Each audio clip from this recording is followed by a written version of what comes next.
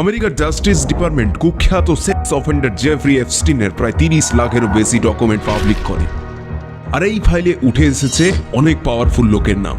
Current American president Donald Trump, farmer American president bill Clinton, दुनिया के सबसे अमीर शख्स Elon Musk, billionaire Bill Gates, महान साइंटिस्ट स्टीफन हॉकिंग, ब्रिटेन के प्रिंस एंड्रू और नॉर्वे की क्राउन प्रिंसेस मेटे मारिट जैसे लोगों के एप्स्टीन के साथ करीबी रिश्तों की बातें सामने आई। নাম থাকলেই সবাই অপরাধী নয়, কিন্তু আপনি জানলে অবাক হবেন ভারতেও এমন এপস্টিন লুকিয়ে আছে যারা একইভাবে শিশুদের পাচার, সেক্স পিকিং, এমনকি আরো অনেক কুখ্যাত কাজের সঙ্গে যুক্ত।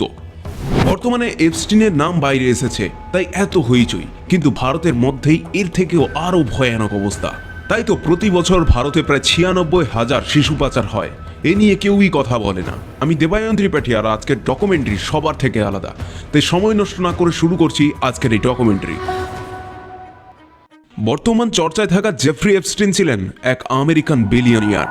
তিনি কিভাবে এত টাকা জোগাড় করেছেন এ নিয়ে অনেকে অনেক ভিডিও তৈরি করেছে, তাই এই বিষয়ে আমি আর কথা বলবো না। এপস্টিনকে যৌন নির্যাতনের জন্য অনেকবার দোষী সাব্যস্ত করা হয়েছে, বিশেষ করে অপ্রাপ্তবয়স্ক মেয়েদের সেক্স ট্রাফিকিং এর জন্য। If you all each had one word or a sentence, how would you describe Jeffrey Epstein? A master manipulator. A charismatic monster. A master manipulator, very cruel, and that's why it was so terrifying. তার সহকারী ছিলেন গিসলাইন Maxwell. এই ব্যক্তি এখনো জেলে। কিন্তু 2019 সালে Jeffrey Epstein মারা যায় পৃথিবীর সবথেকে সিকিউর জেলে।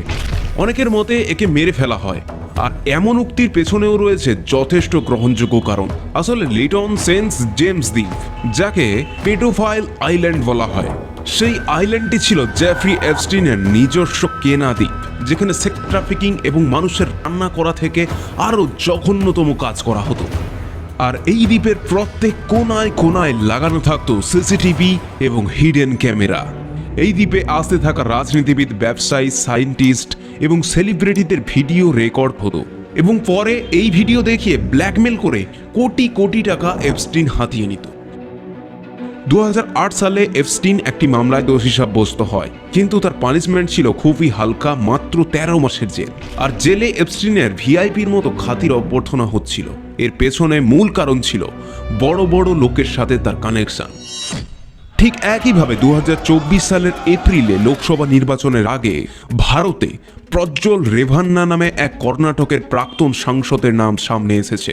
অনেকের মতে তিনি যৌন নির্যাতন এবং ধর্ষণের সাথে যুক্ত, যাকে কর্ণাটকের স্ক্যান্ডেল বলা হয়। লোকেরা এমন বলার পেছনে কারণ হচ্ছে 2024 সালের এপ্রিলে পেনড্রাইভে হাজার হাজার প্রায় 2500 থেকে 3000টি অশ্লীল ভিডিও এবং ছবি পাওয়া যায়, যাতে দেখা যায় প্রজ্জ্বল একাধিক মহিলার সাথে যৌন নির্যাতন করছেন। আর এর মধ্যে একই মামলায় একজন 47 থেকে 48 বছরের প্রাক্তন গৃহকর্মী অভিযোগ করেছেন প্রজ্জ্বল 2021 সালে তাকে 2 বার ধর্ষণ করে এবং ভিডিও রেকর্ড করে।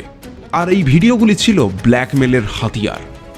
এই ব্যক্তি একবার ভিডিও রেকর্ড করে সেগুলোকে দেখিয়ে বারবার যৌন সম্পর্কে বাধ্য করত, ভয় দেখাতো ভিডিও পাবলিক হলে তোমার জীবন শেষ। বারবার ভিডিও দেখিয়ে বাধ্য করত একই কাজ করাতে। কিন্তু 2025 সালের একটি কেসে দোষী সাব্যস্ত হয়ে যাবজ্জীবন কারাদণ্ডতে দণ্ডিত হয়েছে প্রজ্জ্বল। তবে একটি কেস নয়, তার বিরুদ্ধে একাধিক মামলা রয়েছে। 50-এরও বেশি মহিলা অভিযোগ তুলেছে। পেনড্রাইভে 2500 থেকে প্রায় 3000-এরও বেশি ভিডিও ব্ল্যাকমেলের জন্য রাখা হয়েছিল। তার এই রাজনৈতিক প্রভাব এবং পরিবারের ক্ষমতার জন্য তাকে অনেকে ভারতের এপস্টিন বলে উল্লেখ করেছেন। প্রতি বছর বিশ্বজুড়ে প্রায় 12 লক্ষ থেকে 30 লক্ষ শিশু পাচার হয়। তাই শিশু এবং নারী পাচার যেখানেই চোখে পড়ছে সেখানেই কল করুন 1098 নম্বরে।